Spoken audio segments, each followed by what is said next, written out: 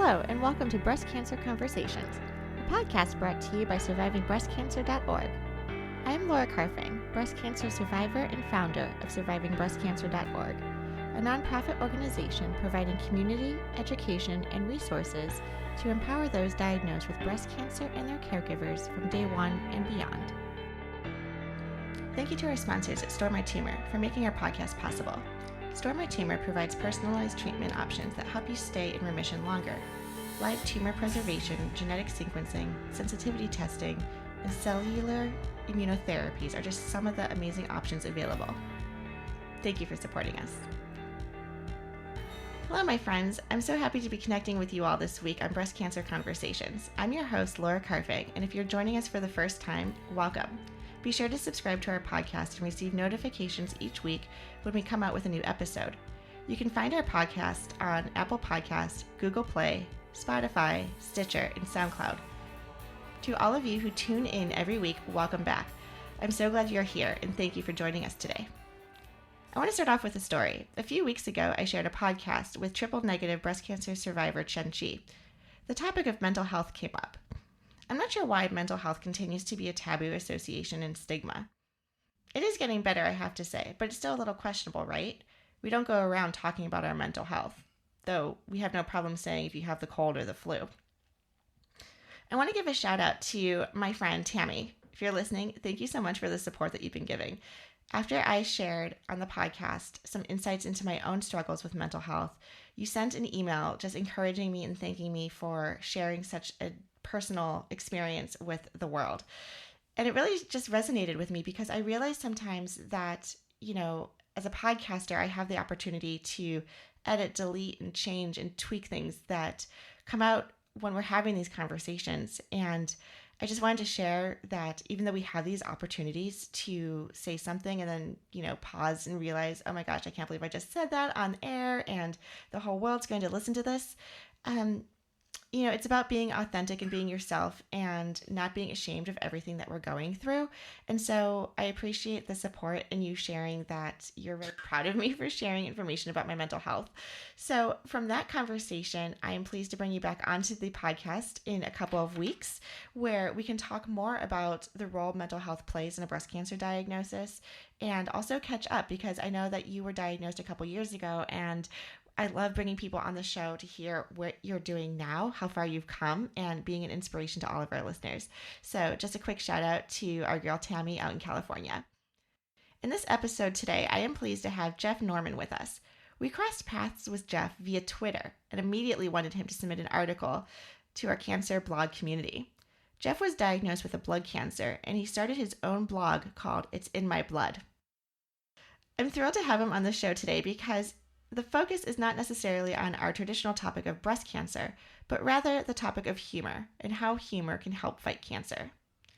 So let me give a little bit of background about Jeff. Jeff is a lawyer by training. He writes, "Being a lawyer predisposes one to only seeing the negative out there, a skill which I already possessed in spades. There was but one avenue that seemed to make sense: continued misery.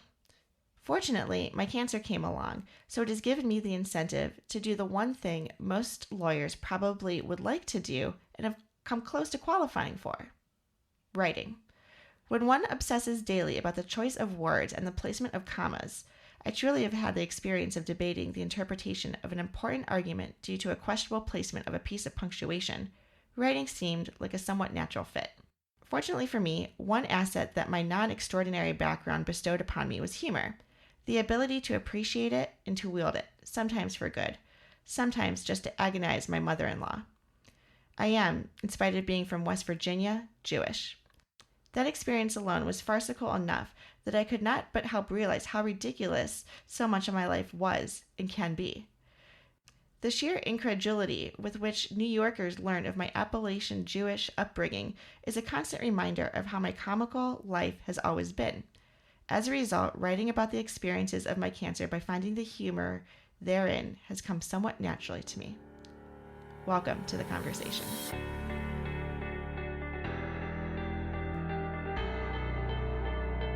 Yeah, so how are you? I'm so glad we're able to connect, and thanks for taking the time to be on our podcast.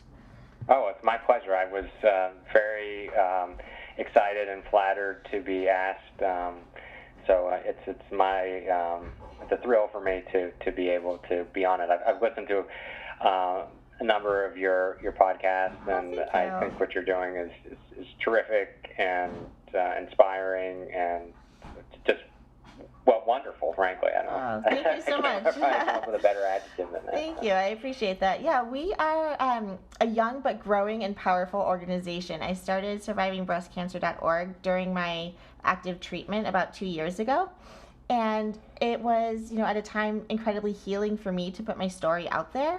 And what I was noticing was that it was attracting so many other people to share their stories, either in written form, through a community blog that we're developing, or through a podcast. And so, after going through active treatment and going back to work full time, you really gain perspective when you're diagnosed with cancer. And so I just realized, life is way too short. Why not go out and, help the world, help the community, and help people who have been diagnosed with cancer, and then also extending that beyond just the patient, but to the caregiver as well. So that's a little bit about us in a nutshell. Yeah, well, like I said, I think what you're doing is terrific, and I'm a big fan. So thank you. Was so thrilled when William reached out to me. So. Oh, thank you. I'm flattered.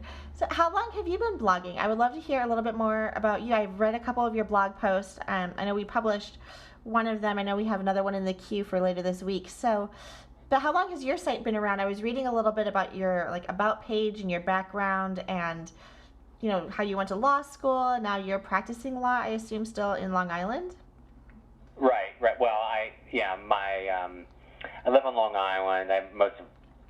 But basically it's a suburb of New York City, and so most of my clients are in the city. But I work from home most of the time, which I think is facilitated by the fact that really most rational people want to spend as little time face-to-face with lawyers as possible.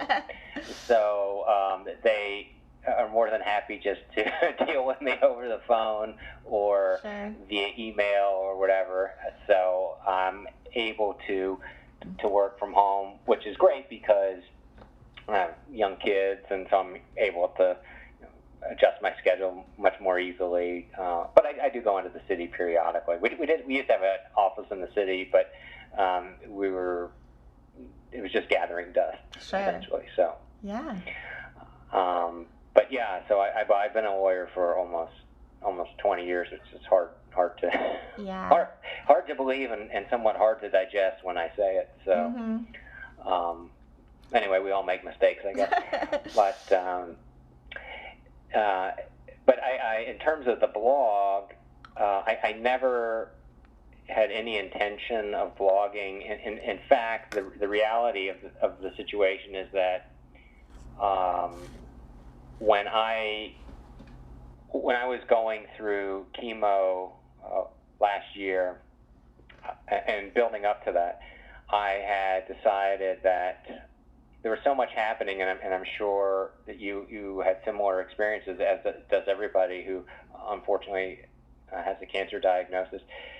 There are so many things happening, and a lot of it, in a sense, is, of course, terrifying, but at the same time, if you could sort of just turn it on its head a little bit, you could see how crazy some of it is. And I had just sort of my natural inclination to sort of poke fun at these frustrations and so forth that I was experiencing. And so I started writing about it, and I would take my laptop every day when I went for chemo infusions, and I had thought, well, once I'm done with all of this, then I'll put it in book form, and I'm sure it'll be a New York Times bestseller, because who wouldn't want to read about somebody's experiences with cancer?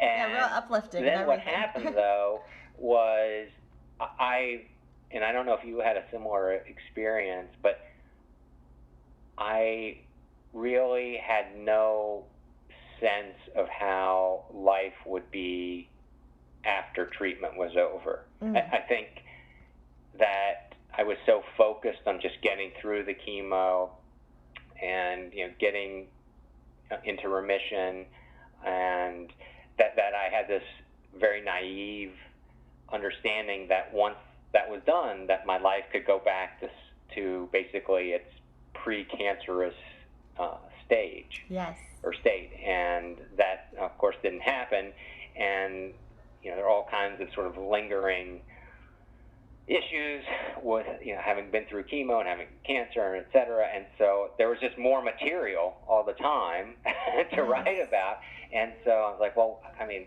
this book is going to be never ending. So somebody suggested to me, well, why don't you blog about it? And so I was like, blog? I don't know anything. I'm not on Facebook. I'm not, I don't know anything. I got Twitter. I don't tweet.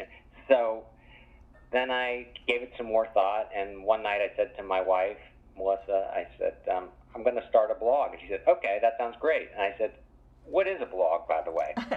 So I really had no idea what I was doing, and I just have been trying to figure it out as I go. And it started basically in a few months ago, I guess in about February. But there's always something happening,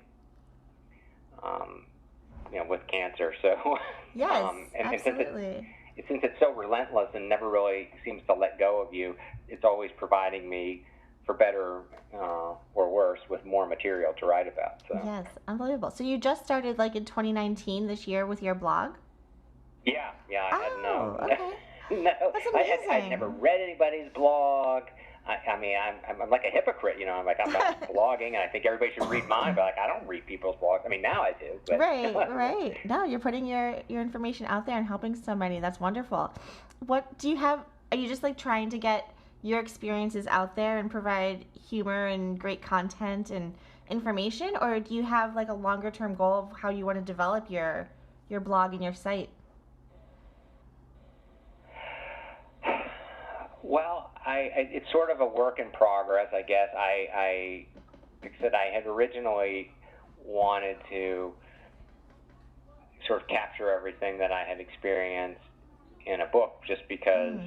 Well, I guess I'm just old, and I still believe in books, even if I'm the only person that reads them still. But then, with the blog, it's just. I feel like it's a better way, in a sense, to reach more people in real time, and it's both cathartic for me because I'm able to share these experiences that I'm going through, and I get feedback often from other people who are going through similar things, which is quite comforting, and I don't know, Laura, about your experiences, but I've found that having cancer is, even with the best support system, is a very lonely experience oftentimes. Yes. And so it's nice to be in touch in sort of real time with other people who are going through similar things. And the cancer that I have isn't curable, so unfortunately, I think I'm probably going to continue to have things to write about, indefinitely. So, hopefully they'll find a cure sometime. But absolutely, that's what we're working towards. So, if you could back up and let our listeners know, if you would like to share a little bit of some background and history in terms of when you were diagnosed, what type of cancer you were diagnosed with, and maybe we'll just start with that comment right there, because I know that's like a heavy topic and a lot of detail, I'm sure. Yeah, well, it's funny, when I was listening to your, I guess your initial podcast, which was great and very, very interesting and informative, I was sort of struck by, we didn't have exactly the same sort of discovery of our respective cancers, but it was similar. Like I had no, I think you said, something like, you wanted to go and make sure that you didn't have, cancer. Exactly. And, unfortunately, the peace of mind, right? Yeah, and what happened with me, though, was somewhat even more unsuspecting. I had just turned 40, so this is just over 6 years ago now, and because it was a birthday that ended in a 0, I thought it was probably a good time to have a physical. Sure. And I wasn't experiencing any issues. I really had no indication that anything was awry. And so I went and had a physical, and they did the standard lab work, blood work, and I got a call a day or so later from my doctor, and he said, well, everything's good except your white cell count is a little high. And I have 2 young children, and at the time, of course, they were 6 years younger, and so somebody's always sick with something, and, Sure. and so my doctor said, it's probably nothing. It's probably just, you got some bug, and maybe you're not even aware of it. And I often wonder how many people, when they're first diagnosed with cancer, part of the lead up to that is a test result that comes back a little wonky, and they're told, it's probably nothing. But unfortunately, it often is not nothing. And in my case, it certainly wasn't nothing. They reran the test, and the white cell count was still high, and then they did further tests, and then they concluded, after consulting with some hematologists, that I had a type of leukemia known as chronic lymphocytic leukemia, which is, I think, a relatively common leukemia, although I must confess I had never heard of it before. Sure. I feel like we don't hear half of these terms until we're diagnosed. Yeah, in fact, I for the first 2 years that I was diagnosed, I could never remember if the second word, it's chronic lymphocytic leukemia, I could never remember if it was lymphocytic or lymphocytic. I had no idea what, Sure. And the people just refer to it as CLL, so I'm like, okay, CLL. Yep. That just seemed easier. So, but for some people, it's, I guess, characterized as an indolent cancer in that it really doesn't do much. You have these abnormal cells, and you have more of them than you should, or you have these white cells that more than you should, but they don't really do much, and they often don't present many issues. In my case, they weren't as indolent as I would have liked them to have been. So over the course of about 4 years, they gradually started increasing. And I don't know how many, what the white blood cell count for an average person should be. I think it's maybe 6,000 whatevers per whatever. Okay. By the time I finally ended up getting treatment, I was up to 348,000, which as a lay person, I didn't really know if that was, something shocking or not, but I learned that it was, because when I would tell other doctors, if one time I had to go see a gastroenterologist, and he asked me what my white cell count was, and I told him it was at the time 200-some thousand, and he almost fell off his chair. Wow. So I'm like, oh, I guess it's high. Yeah. So anyway, they watched it for, sort of creep up for a number of years, and then when it got to like I said, around over 300,000, I was experiencing one other issue, sort of really the only physical manifestation of it, which I was aware, which is that I was having some trouble swallowing occasionally, and which can be important. Of course. And what was going on was that one of the lymph nodes in my throat, which is actually your lingual tonsil, which I had never heard of lingual tonsils before. The only tonsils I had ever heard of were the ones they used to take out. You have like 2 sore throats, and they're like, okay, we're going to take your tonsils out. It's not those, however. Okay. And so they were really enlarged, and in fact, I have a horrible story about going to see an ENT and him looking at it and just scaring me to death. But, oh my gosh. So my oncologist, who's terrific, was very concerned about that. She was more concerned about that than any other manifestation of the cancer. And so she said, look, we have to treat. So this was about a year and a half ago. So like I said, about 4.5 years after I was initially diagnosed. And so then I went through 6 rounds of chemotherapy, which I know the different chemos, of course. The one that traditionally had been used for CLL, although it's becoming less and less commonly used, is what they call FCR, which is, I think, fludarabine. Sure. This is the real exciting part of the conversation. Fludarabine, Cytoxan, and Rituxan, I think, is what it stands for. I think I was on Cytoxan also as one of my drugs. I was on 5 different chemo drugs as my cocktail, and I think Cytoxan was one of them. Yeah, I think, I love how there's, really, they need to do a better job on the marketing front, I think, with the chemo drugs, because, we all know that it really is poison, but when you put the word toxin just right in the name of it, that really does nothing to reassure exactly. You. I guess that's why they come up with like the pharmaceutical names versus the generic names, right?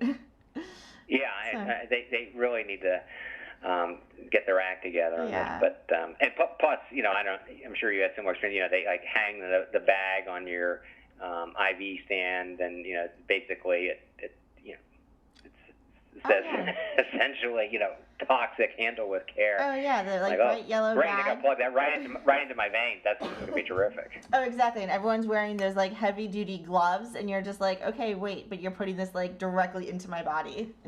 Yeah. Well, and it's funny because the nurses at my infusion center were absolutely amazing. But one of them was actually pregnant, and so she would help with things, for me, but never anything that had to do with, touching any of the chemo drugs. Which that makes sense. I don't blame her, but it just reinforced how toxic all this stuff was. Wait, so what happened during this 4-year period where you got diagnosed, but active treatment haven't started yet? Was it like, did you just get information like, okay, now I have cancer, and go back and continue to live life normally? Well, yes and no. My life, of course, was, at least mentally, I was never normal again. Some would tell you I've never been normal anyway. But what would happen is I would go. I always get it backwards. It's either wait and watch or watch and wait. I can't remember, but that's like a common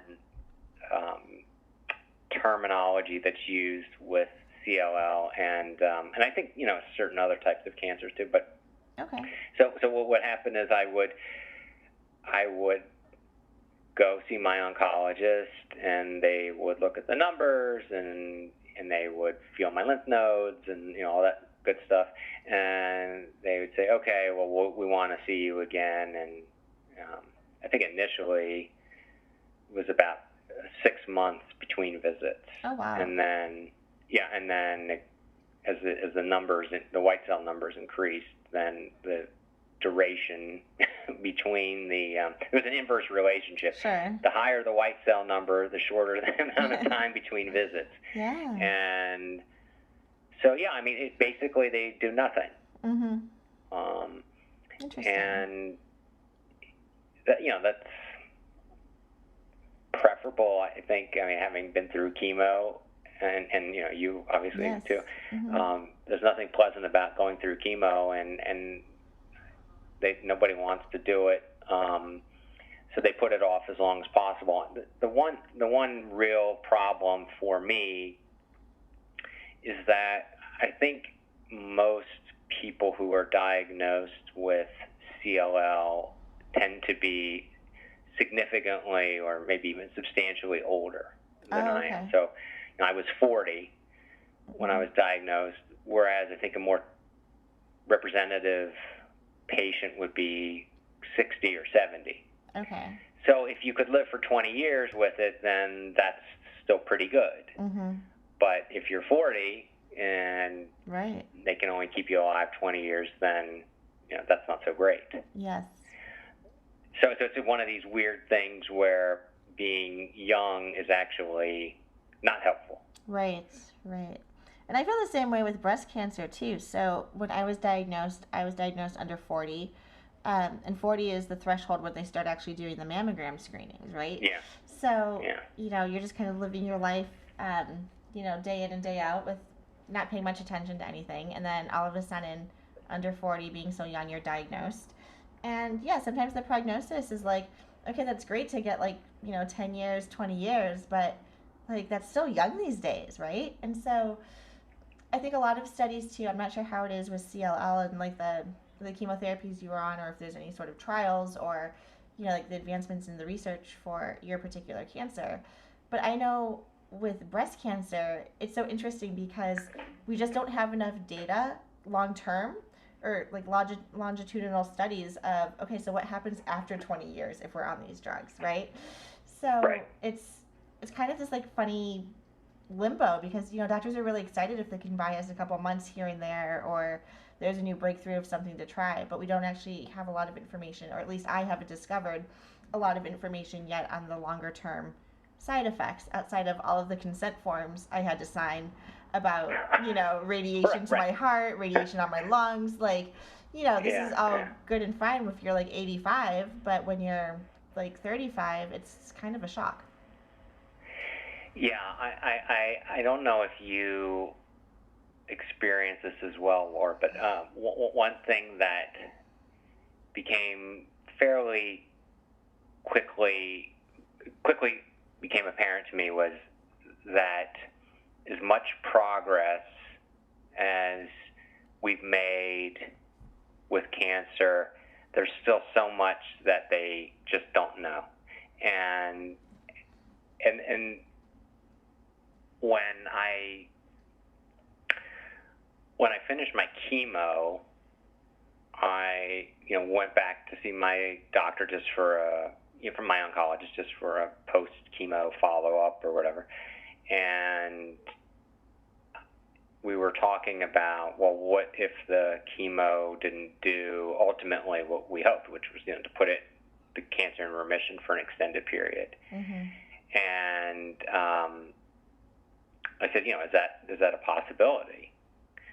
And she said, well, it's a low possibility, but it is a possibility. And she said, the reality is, if that's the case, then there's something else going on that we just don't understand. And cancer's hard enough to deal with when you think you know what you're dealing with, right. But when it's made clear that there's just a lot of information that we don't have, and we don't know how, why certain people react well or don't react well. Mm-hmm. It's very upsetting. And, in terms of data, I had to make a decision before I started treatment about whether to go with the chemo that I did opt for, which they have been using for about 20 years to treat CLL. Okay. So they had a substantial amount of data on that. But there fortunately are some much newer drugs that are not actually chemotherapy and show great promise, but to your point, they don't have the data. They don't right. know, maybe it works great for 5 years, but what happens after that, we just don't know, because the drugs haven't been around that long. Exactly. And so like I said, my oncologist is great. She's not, I know you have to be an informed patient and, mm-hmm. and all that, but my doctor did not leave me sort of just hanging in the wind there. She said, listen, this is what I recommend you do. And she didn't force me. She gave me all the options, and she discussed the pros and cons of each, but she said, this is what I would do if I were you. And I found that to be extremely helpful. Yes. Mm-hmm. I know some people don't like their oncologist, and I went through several, so yeah. I can relate to that. But mm-hmm. Yeah. It's hard. In fact, I when I first started blogging, I actually got on Facebook, and I was a member of some Facebook groups, and some of which for cancer mm-hmm. Survivors, and including some that were focused on the type of cancer I have. And I found it a little bit troubling because, and I don't know if you're ever perusing these types of so-called support groups or whatever, but sure. There are a lot of people who are quite opinionated. Oh yes, everyone has an opinion. And that it's nice to have your convictions, but before you start telling other people that they should never get this treatment or that treatment, maybe you should go to medical school. I mean, that's right. That's my view.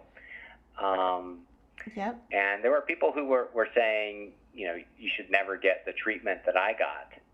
That's basically, passé. Right. And that's upsetting to hear, even though I trusted my doctor. Oh, completely. So. And that's what I tell people too. Like, I do a lot of advising, just like peer-to-peer advising. I'm not a social worker. I'm not a doctor. But just like in my profession with the nonprofit, I get emails all the time with newly diagnosed women who are just scared. And they just found out this news and they don't know what to do. And it's like, I could at least be a sounding board. I'm not here to give you like advice or tell you what to do, but I'm an unbiased like entity on this other side of a phone, right? We don't know each other. I'm not your doctor. I'm not your husband or spouse or your best friend. Like, I'm kind of just like this, I kind of think of it like confession, right? Where you're just like spilling the beans about exactly what you feel. And that's just so comforting that I'm noticing that people just need to like voice it, get it out, and then they can regroup and move forward. Yeah. Oh, yeah. Absolutely. So. Well, it was interesting. So I stopped because I found that those groups. It was just a handful. I mean, they're generally very helpful groups. I don't mean to disparage them, but that for me personally, I found that to be troubling. That people were basically saying things that I thought were not appropriate. I mean, I am a lawyer, so I'm always thinking about things from somewhat unintentionally from that standpoint. Yeah. Like whenever I would post something, I'd like, well, I'm not a doctor, exactly. and I can only tell you based on my experience. But right, so you have all the like disclaimers and everything. Yeah. By the time I got done with all the disclaimers, I don't know if anybody was still reading it. But when I stopped doing those groups because it was just upsetting me, which is about me, not about them. But then I interestingly actually have found on Twitter, which I never thought like Twitter. I don't want to be on Twitter, but I actually found on Twitter a much different. I don't know, not to sound too casual about it, but a much different vibe, if you will. Like I think that I've met a lot of people, sure. virtually. Yeah. And it seems to be like a much more sort of supportive atmosphere, at least for me. Yeah. And it's really interesting. But it's good because, to your point, you really do need to have a sounding board. Mm-hmm. And I think that. I'm lucky. My wife is a doctor, but she's not an oncologist, but she's a doctor, and I have very supportive family broadly, and lots of good friends. But they can be as empathetic or whatever as they can, but until you actually go through it and are living with it, you can't fully relate. And it's lots of times I think it's really helpful to have the ability to talk with and hear from other people who are going through it, which is why I think things like your podcasts are so valuable, because you're hearing actual people who are dealing with this. Right. And even with like I said, I love my oncologist. She's one of the most wonderful people in the world. Everybody. I think she should teach a course on bedside manner, and it should be mandatory for all oncologists. Sure. Because I've had some, I'm like, are you sure oncology was really the right field for you? But right, yeah, no, I totally agree.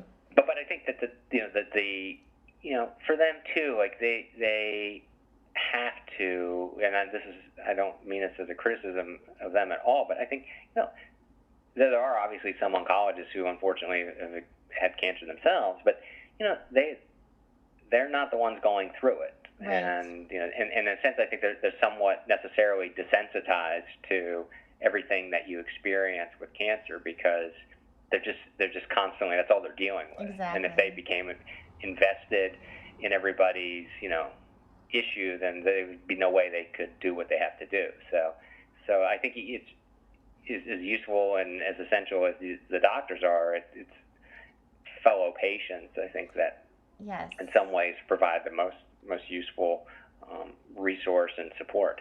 Yeah, and it's a hard job too. I was talking to some other cancer survivors and thrivers, and they were saying, when you get that phone call, sometimes you hear the words like "you have cancer" over the phone, because you don't want to wait. You're like, okay, why are you calling me back in? Like, what's the news? Just tell me.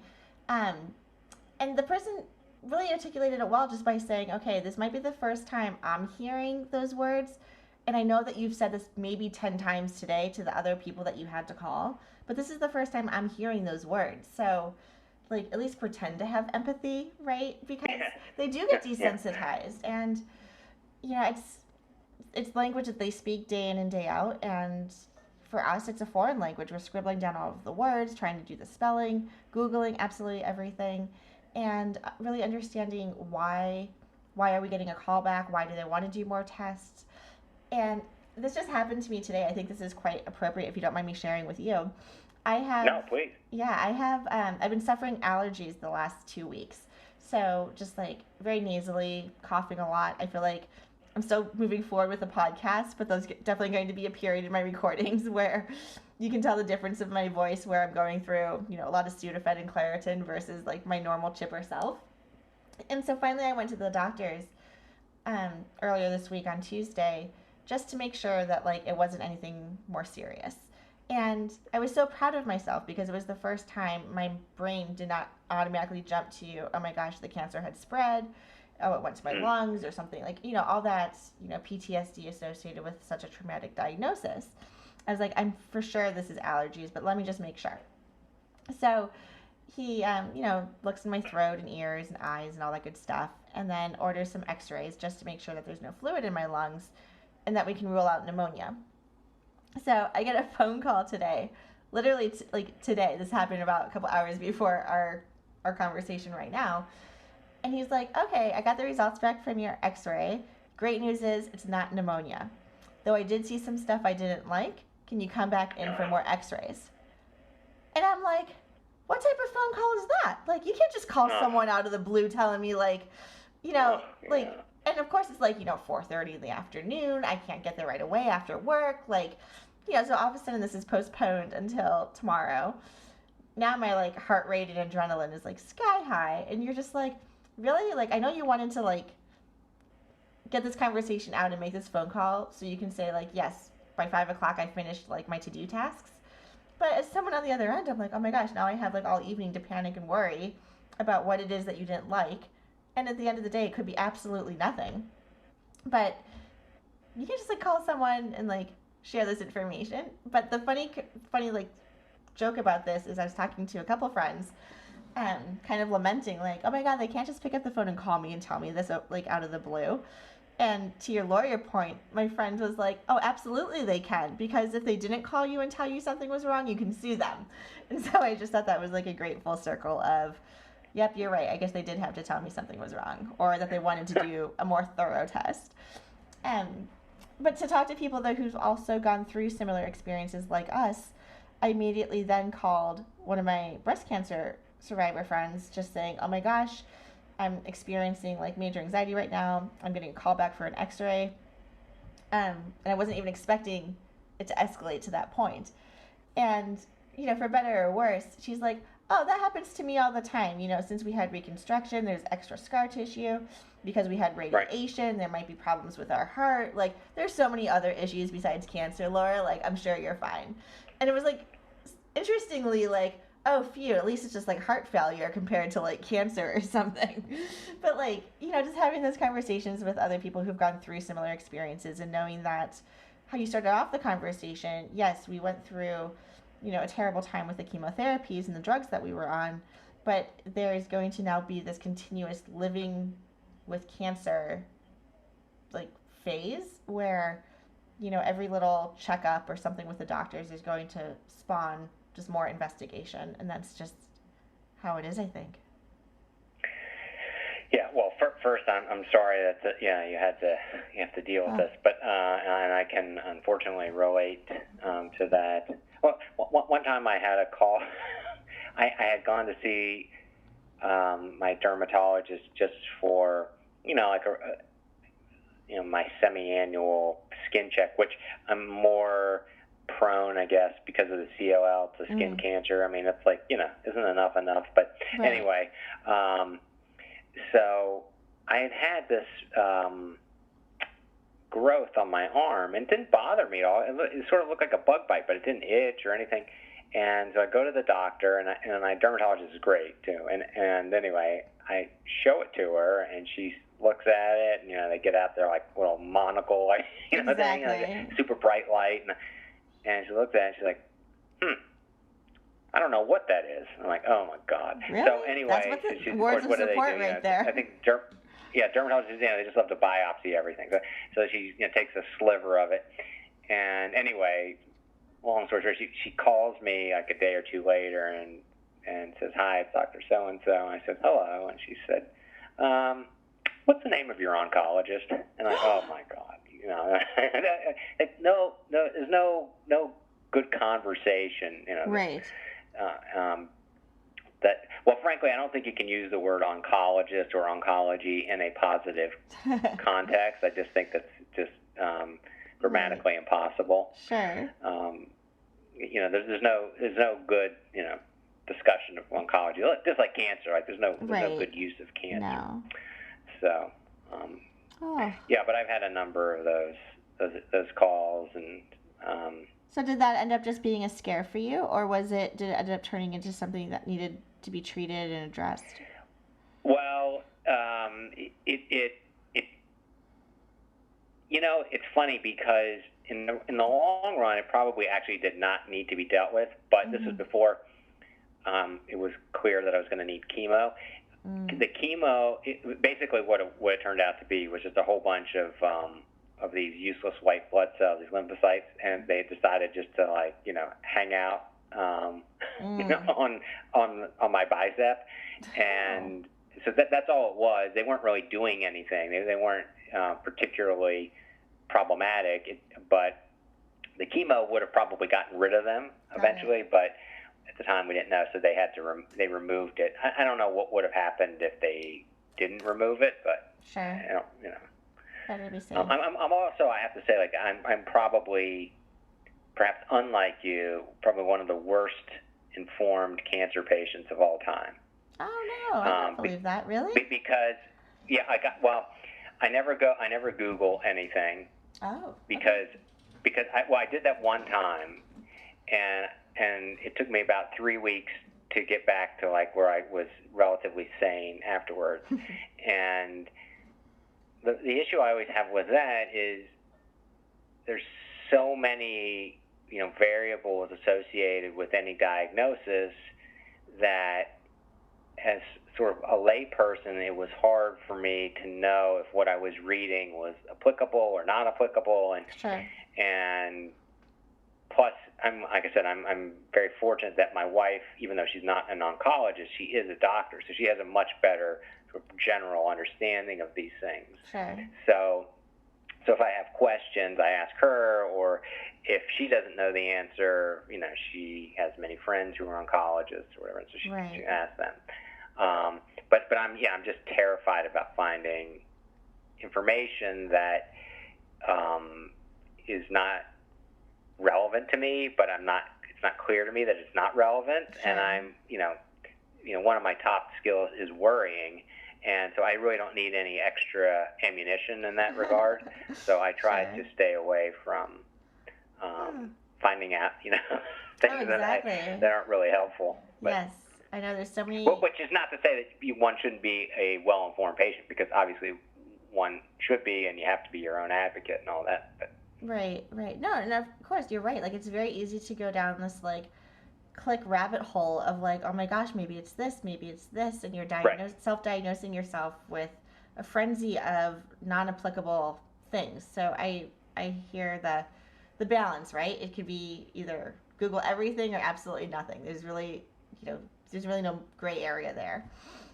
Right. I think if you're an intelligent and well-informed person like you are, and you know enough to know what you're looking for and what's relevant to you and what's applicable to your situation, then I think it's a little bit of a different story. Yeah. I just never, frankly, I felt so overwhelmed at the beginning that I was largely somewhat immobilized, and because my wife is not like that, she was able to take charge and do everything. So I was sort of spoiled in a sense, to the extent that anybody that has cancer is spoiled. Yeah. But how did you end up telling your wife that you had this CLL, like leukemia? Did she go with you to the doctor's appointments initially, or how did you have those conversations? Oh, it's funny. She actually is the one that told me, because what happened was, and I'm sure this is not a HIPAA violation, but there's the lawyer in me again. But exactly. What happened was the doctor who, my primary care doctor, who initially ran the blood tests and then reran them when he didn't like the results, is a family friend. Okay. And so what happened was, when they ran the blood test the second time and they came back, not good, I don't remember exactly if he actually called my wife directly or he called me, and I said, talk to Melissa, Sure. something like that. But basically, I knew it wasn't good, and I essentially just said, Melissa, you talk to the doctor, because right. I don't want to and then I went and hid in the bathroom or something. Sure. Which really wasn't helpful.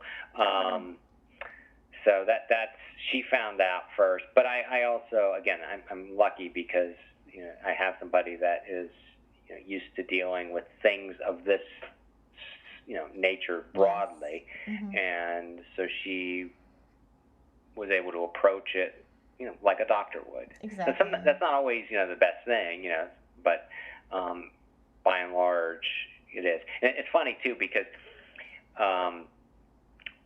even when we, let's say, take our kids to the pediatrician, the pediatrician knows that my wife's a doctor. So even though I'm in the room, right, I might as well not be in the room, because, the doctor, the pediatrician will just talk to my wife, if it's anything, right, medically, because, why bother with this lay person here?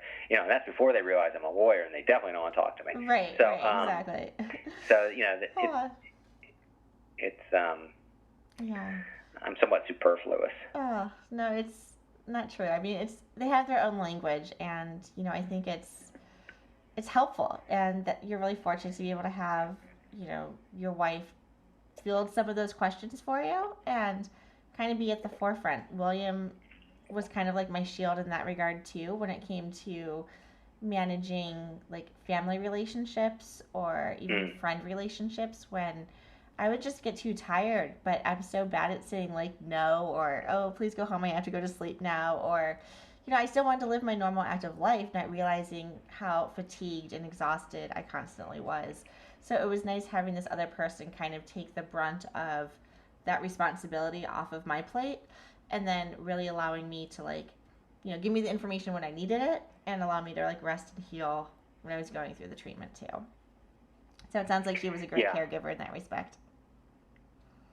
Yeah. Well, and I occasionally I meet people who really have no one, unfortunately, to help them through it, and I just feel so bad for them, because it's just, even with the best support system in the world, it's just so overwhelming. It is. And to have to face it all on one's own, it's almost more than I can contemplate. Yeah. Yeah, and that's one of the things we're looking to expand. Right now, our focus is specifically on breast cancer, but after, we've been kind of toying around with the idea too of expanding to other cancers. Like once we have our platform and model confirmed, then after spending the week with Relay for Life, which supports all sorts of cancers, we really got exposure to, a whole new side of oncology, and it's really inspiring. And then to have conversations with you tonight, I think there's a lot of opportunity to provide support, whether it's virtually, through podcasting, through in-person meet and greets and bringing people together. And one of the things that I love doing is like being that connector, right? Like I get to talk and have such amazing conversations with people, and then to say, oh my gosh, like, Jeff, did you know there's this like other person who lives out in like Southern California who experienced something similar? Like you guys should connect and have these like great rich conversations. And so that's something I really do hope to develop and grow, because it is hard, it's challenging, it's overwhelming. And you're right, like, there's a lot of places in rural America too where they don't have access to information, access to resources. And, if you're not like advocating for yourself or having a good support system, also know someone who's gone through it, it can be very isolating. Yeah. Oh, absolutely. Well, and I think that's a terrific, and I'm very glad to hear that you're contemplating expanding your cancer universe, because unfortunately there are so many different kinds. But yeah, one thing that as we're sort of talking about at the outset with William, is I grew up in West Virginia, which is obviously quite rural, and of course, I basically went from one extreme to the other. So I went from one of the most rural states to the most densely populated part of the country. But I've met people, since I've had cancer, and particularly in the last year or so, and I feel really bad for a lot of them, because if they are in an area that is underserved, that there might be an oncologist nearby, but that person is a general oncologist, which, depending on how progressed their cancer is, may be okay, but a lot of times, there's just so much to know, even though, like I said, we know so little, but there's still so much to know that, you can't expect a general oncologist in the middle of wherever to be an expert in, your type of cancer necessarily. And sometimes I feel bad for those people, because I think, and so what I would always say to them is, you really, if you can, you should try to at least once go see an expert in, like for me, a CLL. Go see a CLL expert, and maybe you'll find out you don't need to see a CLL expert, with any regularity. Maybe a regular oncologist is adequate for you at this point. But at least find out, because you don't want to miss out on something that could be really important, and, well, not to overstate it, but frankly life-saving, because you just weren't in proximity to somebody who knows what the latest thinking. So exactly. And it's also being open to the information too. I find myself sometimes almost overwhelmed myself by sharing information. So as you point out, like, I love researching, I love reading this stuff, I love learning as much as I can about it, and then trying to translate that into layman's terms so it can be disseminated to like anybody, right? Like you can pick up a brochure or a flyer or read a blog and understand what's happening.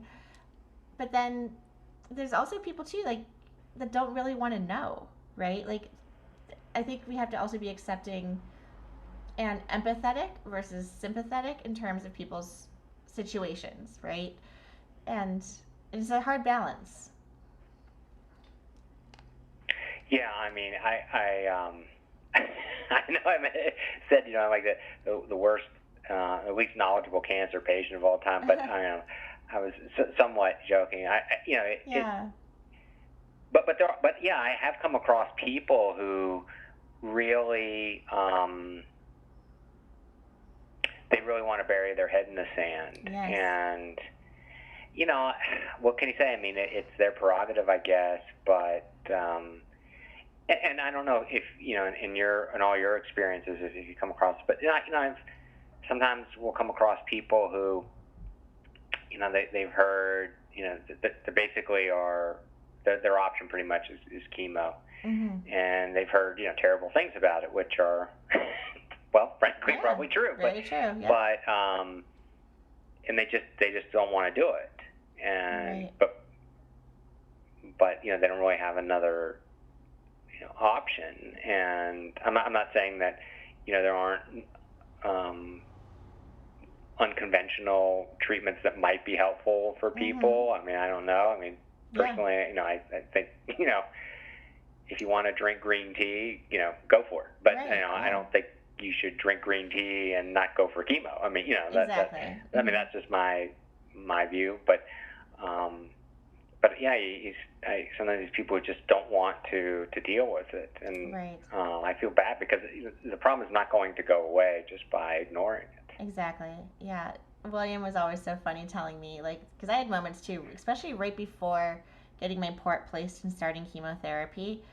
That's really when the reality set in. You're like, oh my gosh, today is the day that I am choosing to put these very toxic chemicals in my body that are long-term going to, at a very short time period even, my doctor was like, are you pregnant? I'm like, no. Are you planning on getting pregnant? I'm like, well, I'm not sure. I just found out I had cancer, right? And then, all of a sudden talking about, fertility or, harvesting of eggs, and you're like, well, I don't know. You just told me I had cancer, so I'm not sure if I want to put all these hormones in my body right now to, buy time and potentially expedite the growth of my cancer. It was so overwhelming, and how quickly it can change your life with something as serious as chemotherapy.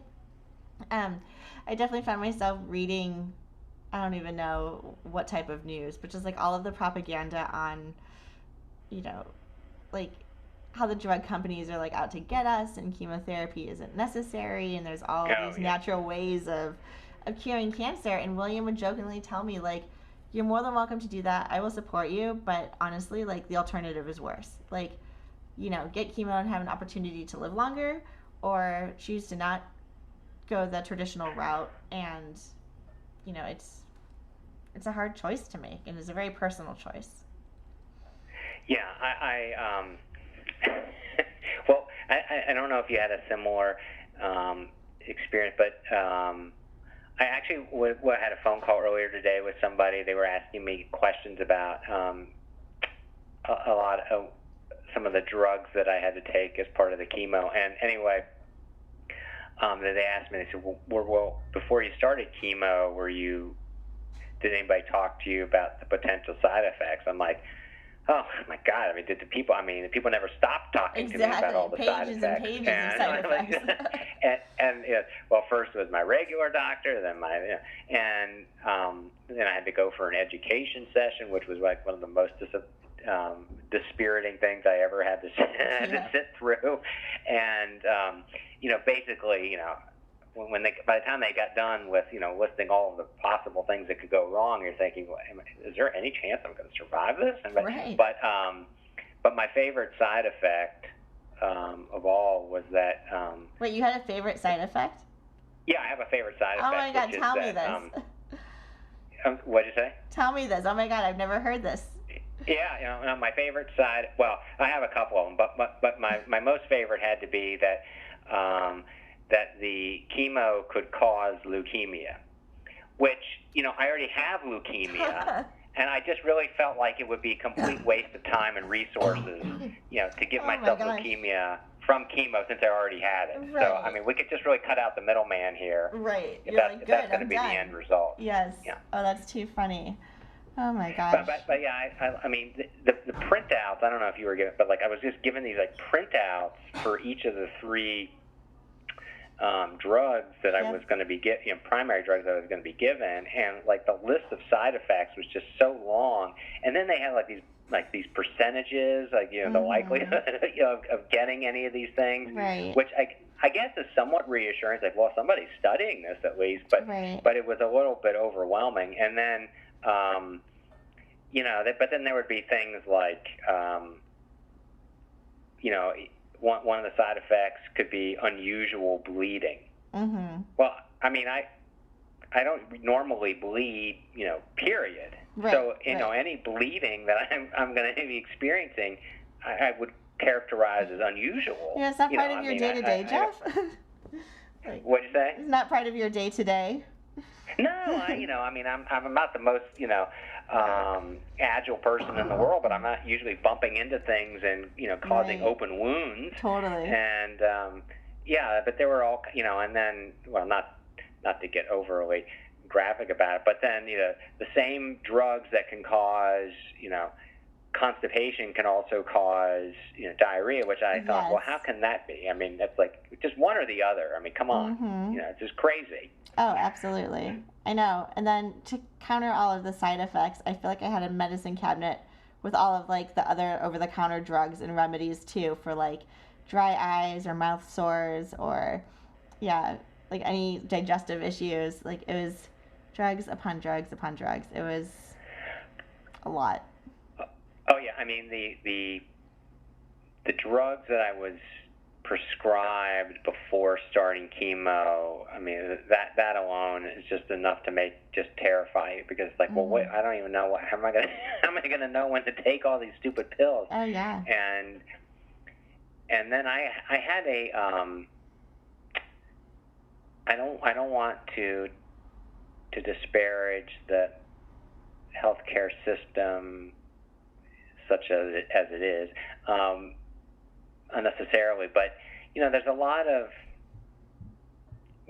human element to it, if you will. There's a lot of miscommunications, and that's why I think it's so important that somebody actually does do things like you do, which is research stuff. But anyway, before I started the chemo, I actually had my CLL specialist, who I see regularly, normally treats me. I did not have her do oversee my chemo, only because there was a general oncologist who my wife works with and who was much closer. So it was purely a convenience factor. But anyway, and he's a great doctor too. But anyway, so I go on and meet with him, and then the next day I get a call from his nurse saying that before you begin the chemo, we need to hospitalize you. What? I said, I'm sorry, what? And they said, well, you have such a high white cell count that there's a risk of tumor lysis, which is something else I'd never heard of. Huh. And so they said, well, we're not going to give you the, chemo because just the risk of this, and so in order to make to guard against that, we're going to hospitalize you. And I'm like, well, I'm no expert, but I think the last thing when you're immunosuppressed, you don't want to be in the hospital anymore. Yeah. Like that's like the last place you want to be. Right. So I'm like, well, nobody ever told me this. The doctor didn't tell me this, and then then it took them like 3 days to straighten out. Like, oh, okay, no, you don't have to do that. But it's like that kind of crazy stuff. I'm like, if I hadn't made a fuss about it, like I would have been hospitalized. Oh, sure, exactly, yeah. Oh, I know. You definitely have to ask questions and like keep asking pointed questions, because, I mean, even today too, when I was getting the chest X-rays, I don't think I'm satisfied with the response, and sometimes I'm caught off guard. But I was like, how is this different than a mammogram? And she's like talking about tissue and versus like seeing the bones and the heart.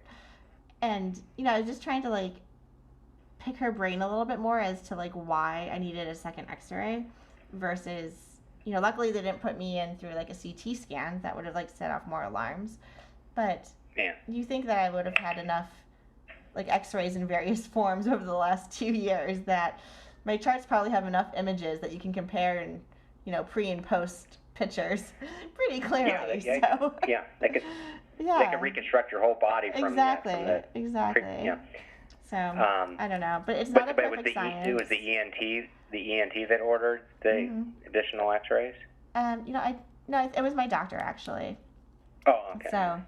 Yeah, so I'll keep you posted once I hear more. Hopefully it's just nothing, do. and we can rule out bronchitis or something. So what's next for you in terms of like treatment plans or next phase? Is it still a lot that like wait and see type of phase now that you're done with your chemotherapy? Yeah, so now I'm basically back to waiting again, and it just so happened yesterday was my quarterly follow up with my CLL specialist, and it was,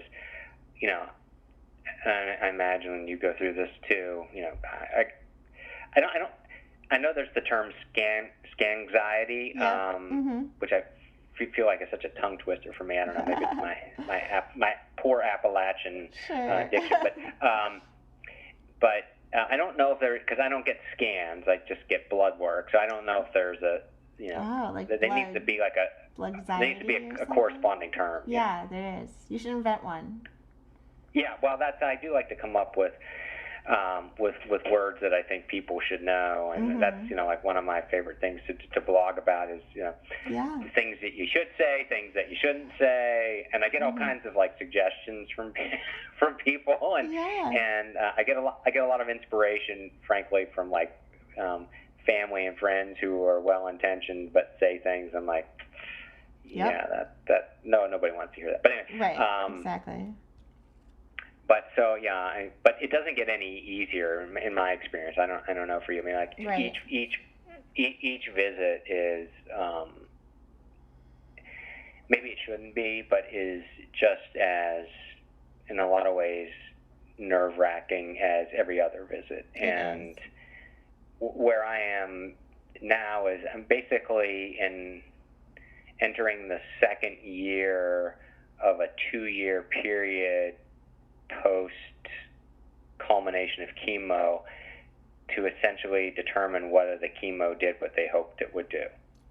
So far, the numbers are good. They're where they want them to be, but it apparently takes 2 years before they can, I guess, conclusively determine that the chemo did what it was supposed to do. Which, frankly, nobody told me. Nobody told me that before the chemo. Now, I wouldn't have done anything. I didn't really have a lot of choices. I wouldn't have done anything differently anyway. But it's like, you can imagine, I was not very happy when I went for my first post-chemo visit and I was told this. I'm like, what? Yeah. I was going to say, like, sometimes you wait like a couple weeks. Now I got to wait 2 more years. So it's, yeah. But fortunately, I was able to stretch out where, like I said, I have been going quarterly. Now I'm able to stretch it out to once. Now I'm on the trimester system. Sure. So now I only have to go 4 months until the next visit, which is okay. Yeah, that's a good sign. The less trips to the doctors, the better. Yeah, well, I said to my doctor, I said, I love seeing you. You're a wonderful person, but the less I see you, the happier I am. Right. Well said, for sure. Excellent. How can people get in touch with you if they want to read more about your blogs or follow you and like learn more about your story as you continue to have this abundance of content that you're writing about? So my blog is easily accessible, especially now since you don't even have to type www anymore. I just learned that. I didn't know that you don't need to type that. But my blog, the site is it'sinmyblood.blog. No apostrophes or anything. And, it's a little bit of a sort of play on words because I've, obviously it's blood cancer, but dealing with situations in life with humor has been one thing that fortunately I've always been able to do. So that was in my blood. So anyway, that's the site. It's inmyblood.blog, and people, if they want to reach, they can always reach me through the website, through the blog site. But people can email me. It's just jeffneurman@hotmail.com. I'm very good at responding to email. Perfect. That's one of the things, when you've been a corporate lawyer for a long time, you learn to check your email compulsively. Sure.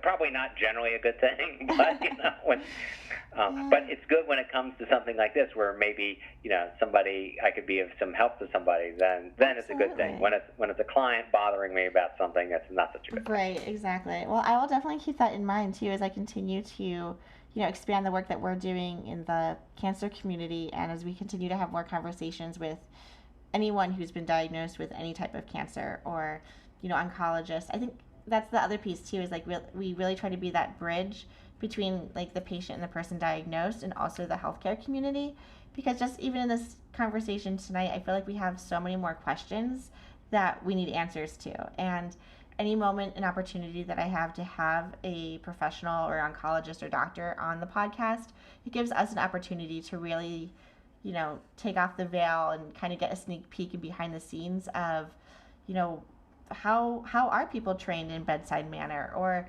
why do you leave this type of news on a voicemail, or what's really happening when you do want to call back, right? And really just kind of debunking some of the fear and anxiety around a cancer diagnosis. So I really appreciate you taking the time to share your story with us and really open up about a lot of vulnerabilities going back 6 years from your first diagnosis to where you are today, and the love you have for your family and life and everything that you're doing right now. So I appreciate that. Yeah, well, it's my pleasure. Thank you so much for having me on. And if I can be of any help in any way, with anything, I would love to be involved. So absolutely, don't hesitate to reach out. I will, and I will keep you posted too.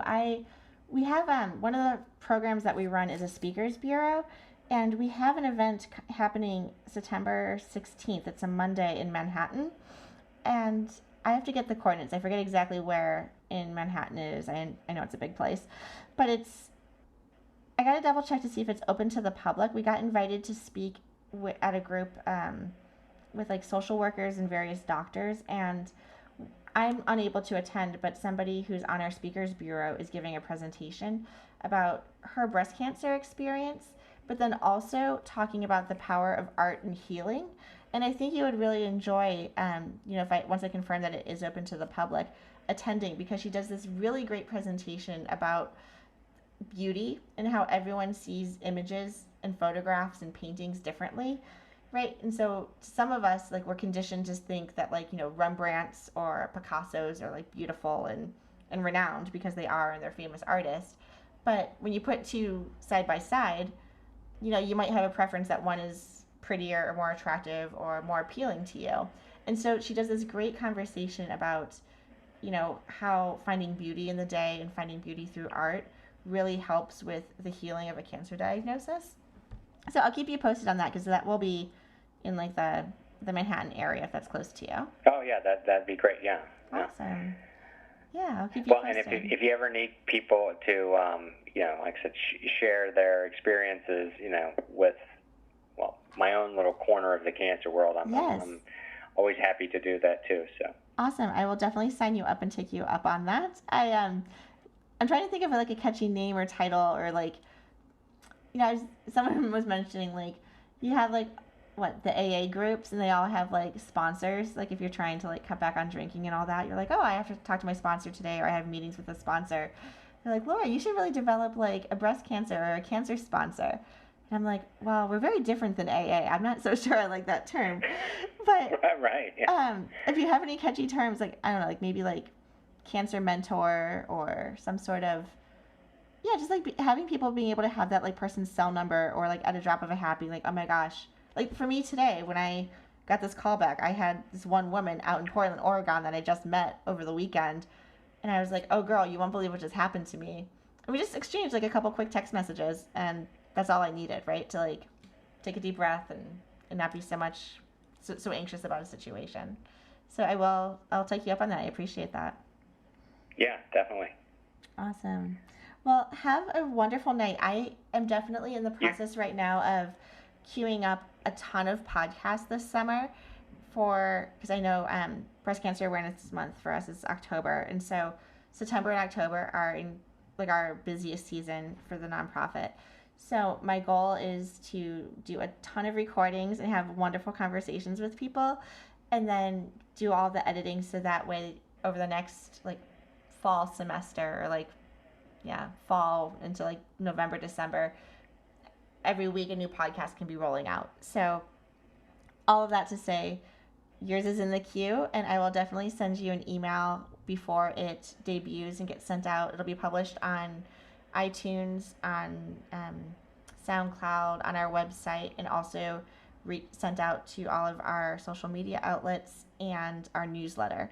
So it has quite a reach, which is awesome, and I'm sure people are going to listen to it, feel inspired. I think it'll be great to, as we're now starting to open up the conversation to not just breast cancer conversations, but cancer conversations in general. So this is wonderful. I appreciate it. Yeah, well, it's terrific. That's terrific. Super. Awesome. Well, have a great night, and I'm sure we'll be in touch. Okay, well, have a good night, too. Hopefully you'll hear something yes. Reassuring tomorrow. Oh, I hope so. I'll keep you posted. Thank you. Yes, please do. Yeah, I will do. Thank you. Have a great night. All right. You too. Take care. Bye. Bye-bye. Jeff, thank you so much for being on the show. I thoroughly enjoyed this conversation. I wasn't really sure what to expect, to be quite honest, and I loved that we were able to commiserate on all of the funny things that people say to cancer patients, on chemotherapy and the ridiculousness that we go through. I am so glad that you were able to share your story with our listeners and your blog on our community blog post. And if you're listening, I really hope you check out Jeff's blog called In My Blood. He has a great sense of humor, is constantly writing and publishing, and a great person to meet. So thank you for being on the show. Thank you for listening, and we'll chat soon. And thank you, everyone, for listening to our show. I would like to acknowledge that all of the information on our podcast are from personal experiences and are not a substitute for professional medical advice. You should always contact your medical care team. If you're looking for specific topics or would like to be a guest on our show, please feel free to reach out to me. My email is laura@survivingbreastcancer.org. Until next time, keep on thriving.